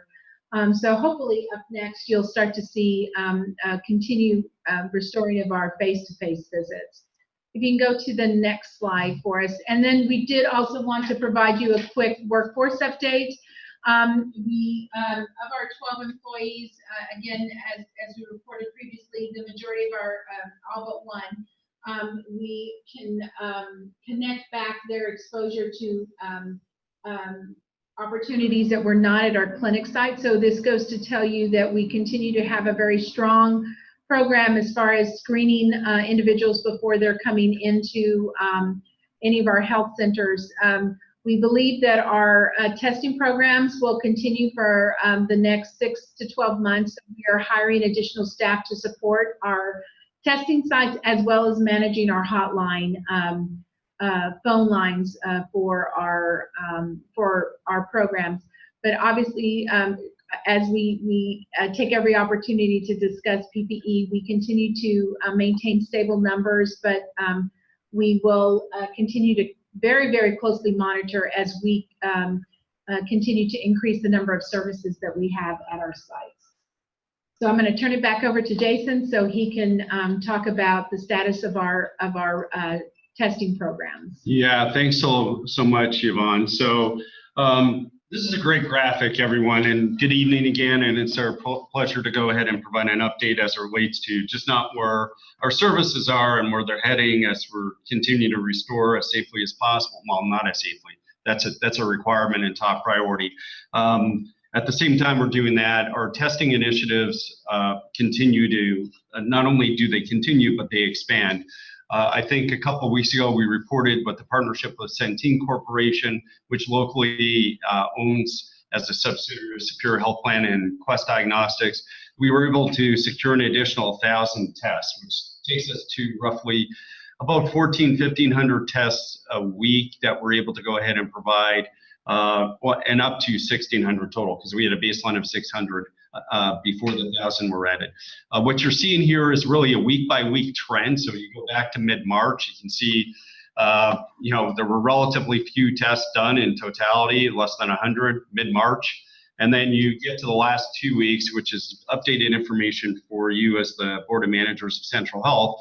1,028 tests provided last week, or 2 weeks ago, and then last week, May 17th through May 23rd, we provided 1,242 tests. That's a significant increase from 3 weeks ago by almost 500. We're averaging about 250 tests a day across both our testing sites as well as within our health centers specifically.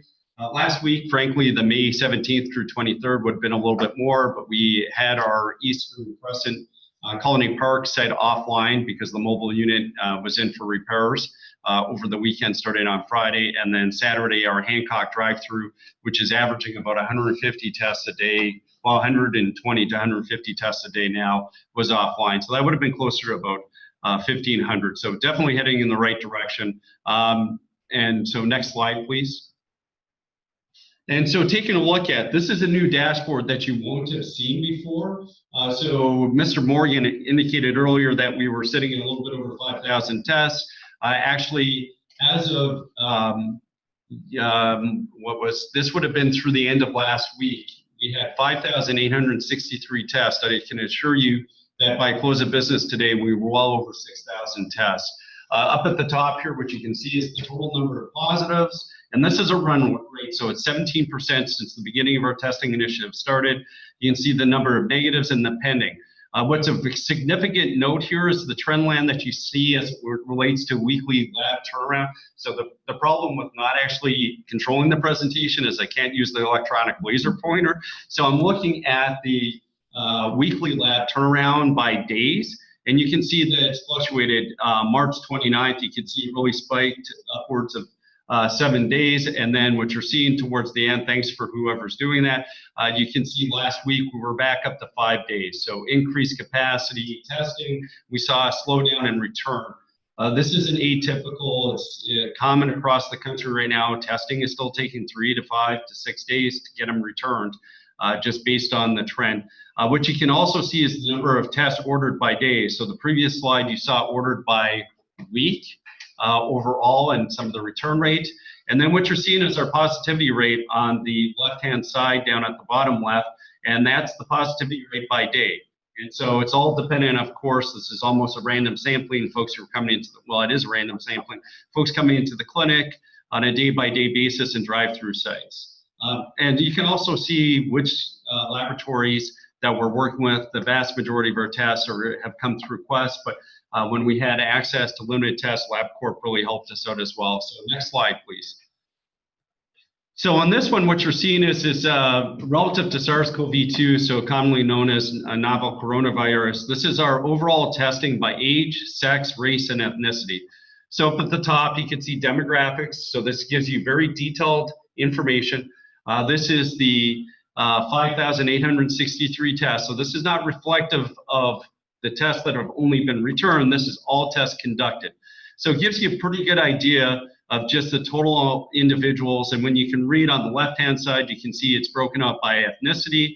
And down at the bottom of the chart, you can see it's broken up by race. And then the far right, you can see that it's all additive, right? So for Latino or Hispanic population, Latinx, we provided of the 5,863 total tests, 3,522 have been provided to Latinos. I'm not going to go through each line. This is very detailed information, but this is a dashboard that we had created a little bit over a week ago, which really augments and allows us to be looking at this, pulling through from our electronic medical record system on a daily basis. So I'm able to take a look at what is occurred the day before we are collectively here at Community Care and see what we've done on a run date. Now we're still doing some back end data analysis to get at some of the next graphics that you'll see, but this is a pretty good lift by our analytics team. Took them a couple weeks to do it, but they did a great job.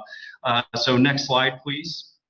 On this one here, similarly, what you're seeing is positivity rates. And so it shouldn't say testing. I apologize. That should have been updated. This is the positivity rate by age, sex, race, and ethnicity.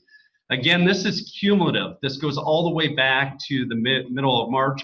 So you can see that we're sitting at a 17%. It's actually 17.03% positivity rate. I'm going to talk a little bit about what the symptomatic, asymptomatic with exposure, asymptomatic without exposure, what that means. So this is more just so that you can take a look at the details relative to positivity overall. Because this is a run rate, this is not as useful information because it doesn't tell you what the trends are. So the next couple of slides, the next slide in particular is going to tell you how we're doing as a community. So next slide, please. Thank you so much. So overall positivity rate, as I just mentioned, continues to be, and this is our run rate back to March 15th, going all the way through the end of last week, noting that we still have about 45% of our tests from last week are still pending. Overall positivity rate 17.03%. So when you take a look at the top left, it's telling you what the positivity rate has been for the last 4 weeks. Because we've been at this now 9 weeks, it gets a little busy, and really going back, 5, 6, 7 weeks is really not that relevant. We want to look at current trends and really understand what's going on. So a couple of things to read into that top left there, right? So it went up to 18.27%, a little bit upwards of almost 0.5% from last week, right? And then up by 1.5% from 2 weeks ago.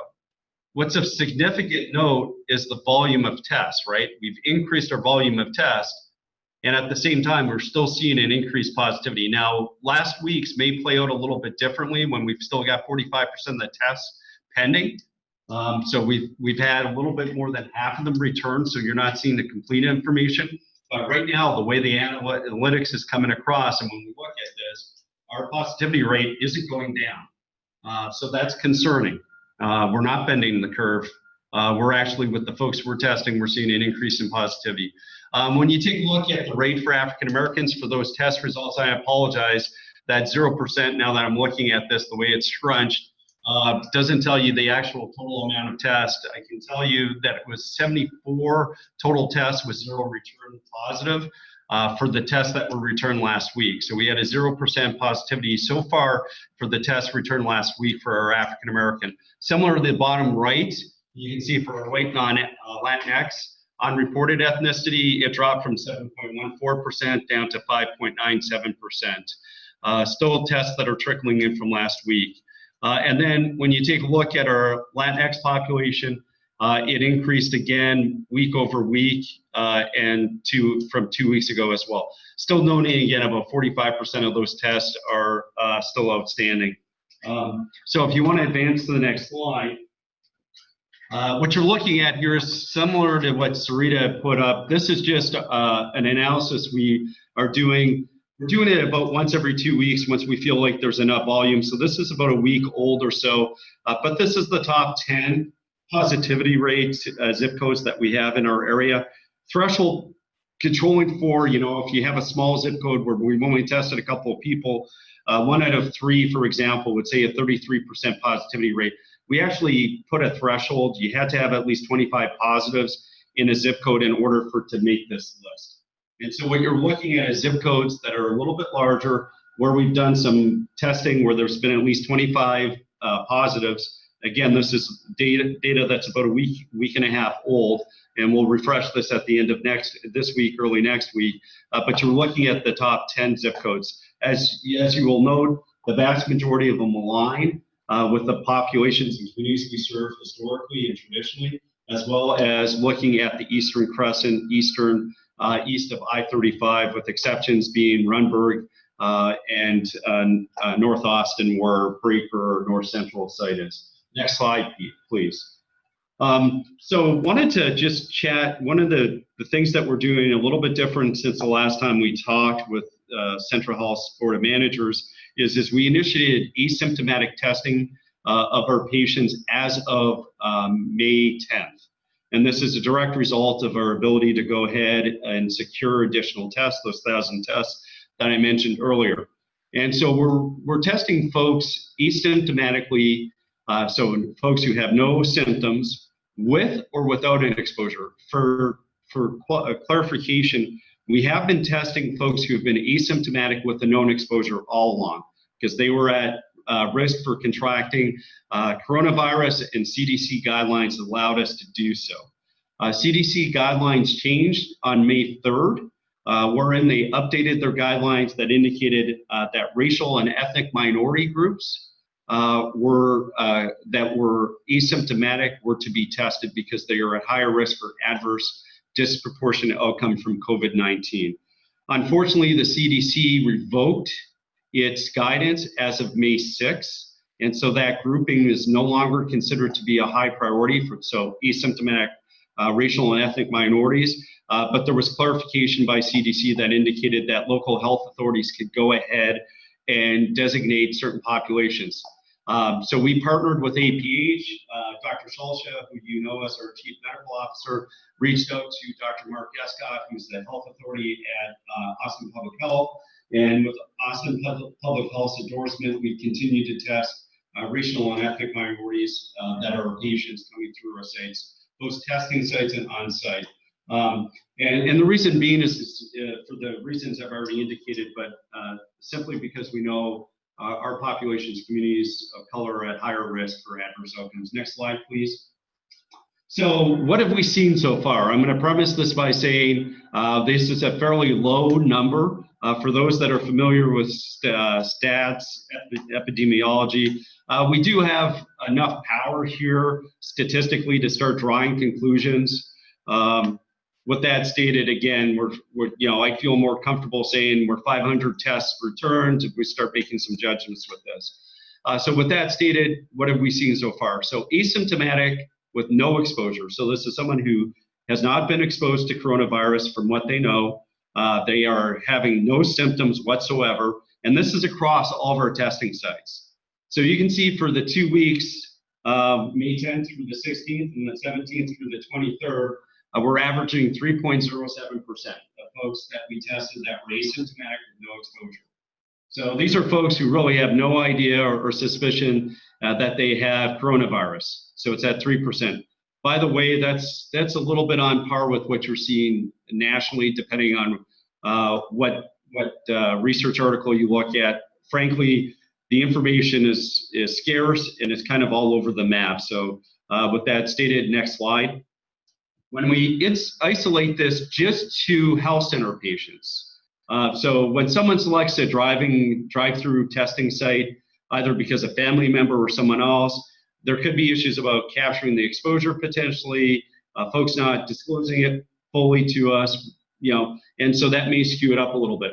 When we look at just randomly testing folks who are coming through our health centers who are asymptomatic, and we've screened them for symptoms, taking temperatures, and then no exposure, we are still seeing some of them come back positive. So overall, out of 201, we've had 3 individuals over the last 2 weeks, which means we're testing at 1.49%. So back to Yvonne's slide earlier about workforce, this speaks to the precautions that we've placed in our health centers to protect our staff and patients coming through. Where right now 11 out of 12 of our employees that have had a known exposure tested positive, 11 out of 12 have been outside the health center environment where there's a known contact at home, family member, someone like that. And we only have 1 individual right now that is thought to have been exposed within our environment. And that was someone who was on our testing line who had adequate PPE. But this thing is very virulent and transmissible, as you all have heard and know. So if it gets on clothing and we accidentally touch that clothing afterwards, it lives on surfaces for long periods of time. So who knows how that individual got infected. within our work environment or not. But the end result is, and the important thing is that all of our folks are doing well. So next slide, please. So what about when we look at symptomatic versus asymptomatic, right? So here are asymptomatic with an exposure. So the previous were without. You could see asymptomatic with an exposure, it really jumps. It jumps from 1 to 3% up to 12%. So this tells and speaks to the value of testing folks who may have been exposed. 12 plus individuals out of 100 that we test that may have been exposed and that are asymptomatic come back positive. That's what our data is showing for the last 2 weeks. Next slide, please. Moving to symptomatic, here at the top, you can see with no exposure and then with exposure. So folks who are symptomatic when we're testing them, coming over 22 out of 100 are testing positive when they have symptoms and no exposure, known exposure. And then you see that jumps to almost 32 individuals out of 100 over the last 2 weeks when they are both have known exposure and have symptoms. And so this is one of the reasons why contact tracing is so important, right?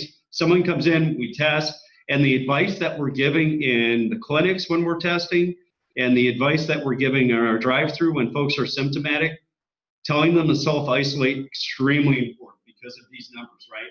Either 1 out of 5 or close to 1 out of 3 are going to test positive. And so those measures that are taken for the 4 or 5 days but that we're still waiting for results, critically important to containing and mitigating the spread of coronavirus. So all of that stated, this still means that we need to be testing more. So we're working on several different initiatives that hopefully over the coming weeks will increase our testing capacity, potentially to go ahead and it's driving me nuts. I just picked up, I apologize. I just noticed that sites is spelled incorrectly on the top there. I got distracted by that, I apologize. But with that stated, we're working on an initiative hopefully that'll allow us to do mail send home tests that are self-obtained and then returned to us. So that would get at individuals who are having mobility issues. That will be firmed up hopefully within the next 2 weeks to 3 weeks, and then we'll be prepared to do that. So that's a new initiative that we're looking to do. So next slide, please. So with that, we're at any questions, and I know this isn't just questions for us, it's whatever the next presentation is. Thank you for your time this evening and the opportunity to present a status update.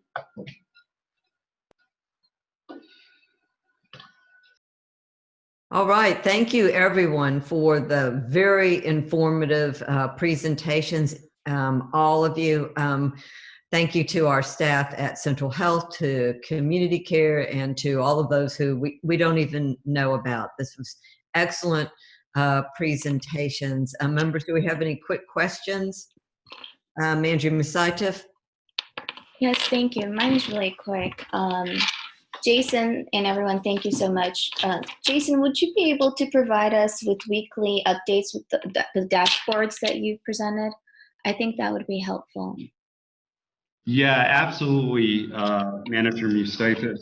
When we're actually providing that on our weekly call, just so there's awareness within the Board of Managers and anyone that might be listening, we're providing a community update on Thursdays in English from 12 to 12:30, and then in Spanish from 12:30 to 1. And some of the dashboards you just saw are refreshed weekly and then are being provided. But we'll make sure that a copy of that gets sent over to be distributed to the Board of Managers. So I see Perla nodding. We'll make sure that that gets over. Thank you. Thank you. And one last thing, Perla, I believe the data that I requested, and Jason, in terms of hospitalization, and so whenever you can provide that. So we did dig into it and thought you might ask that question again, and appreciate it. And it's extremely important information. So we took a look at all of our hospitalizations through mid-March, through about a week and a half ago or so.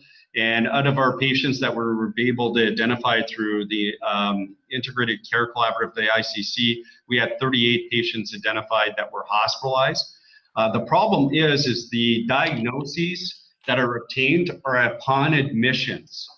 And so we don't actually have the admission data that we're getting does not have a diagnosis of coronavirus or COVID-19. It has gastrointestinal, it'll have influenza-like illness. And so we're not getting the diagnosis at discharge from this data. We have to rely on our hospital partners to be able to provide that back. We're only getting the admissions, and very rarely are we seeing a coronavirus. But right now, the best that we can tell is that very few of our patients have been hospitalized for coronavirus. So we're still digging into it, but I thought I'd share that aspect of it. It's dissatisfying for us, and I'm sure for you as well, that we're not able to identify that, but we're still working through it. Thank you. Thank you very much for the information and I see Manager Jones has a question, for continuing those Thursday updates. So important. We really appreciate it. Manager Jones, did you have something? Yeah, I just have a real quick question, and this is for Miss Sarita Clark or for or Jason. When we're talking about our Hispanic Latinx, are we able to ascertain in terms of racial their racial composition? Because that's an ethnicity. I'm trying to ascertain within the ethnicity of Hispanic, we're talking about different racial, and are we able to ascertain that so that we can look at the cultural aspect of that ethnicity data? Yeah, so Manager Jones, Jason here, absolutely. Not having control of the presentation, if you look to the slide where it's positivity rates, that's broken out by the dashboard, that's race and ethnicity. If you follow the left side, it'll say Hispanic, Latino, non-Hispanic, Latino, and unreported. And then if you follow along the bottom, it has race. And so if you look at white or African American, you'll actually see the groupings above for the rows that are Hispanic, Latino, and then the columns by race. We do have a graphic for it as well. I can make sure that we share that. The graphic gets a little bit busy, but we are tracking it based on Afro-Latino, for example. We're able to go ahead and break it out. When we look at non-white, non-African American based on ethnicity for our Asian, our Pacific Islander, Native Hawaiian, Native American, the numbers are so small that there's really not enough statistical power, but we have access to that, and you'll see that as well on that particular slide, sir. Okay, how about the Asian Hispanic population, Filipinos and others that may have the cultural connectivity there? I guess that's what I'm trying to get at as well. Yeah, we've got that as well. That's reported on that slide. Now, we don't break out Asian by specifics. We're following what our Health Resources and Service Administration and Census captures. We're not capturing nationality as part of the screening at this point in time, sir. Okay, thanks very much. Appreciate it. Yeah, of course. And Manager Jones, as far as the data I presented, it's all sourced from Boston Public Health, and they do parse the data separately. So race and ethnicity are reported separately and captured separately. Thank you. Thank you.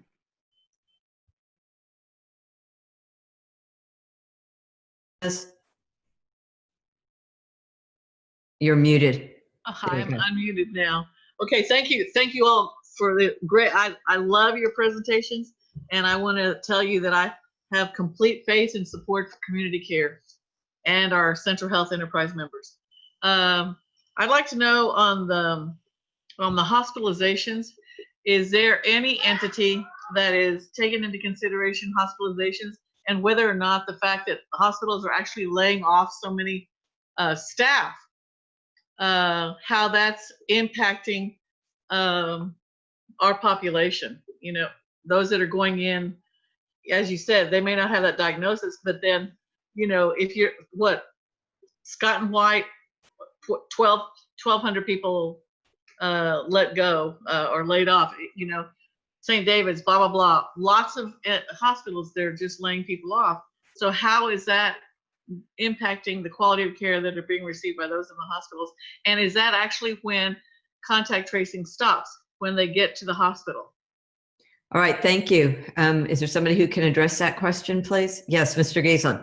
Yes, I'll start out, and then I'll ask other members of the team, Sarita and John and Jason, to chime in, please. But Yes, we are mindful of what's happening in the hospitals in terms of their workforce reductions. This is typically by market, and it affects different facilities differently. Right. And so I think they would have to provide more insight beyond that. I think the other thing that I wanted to point out is one of the benefits of this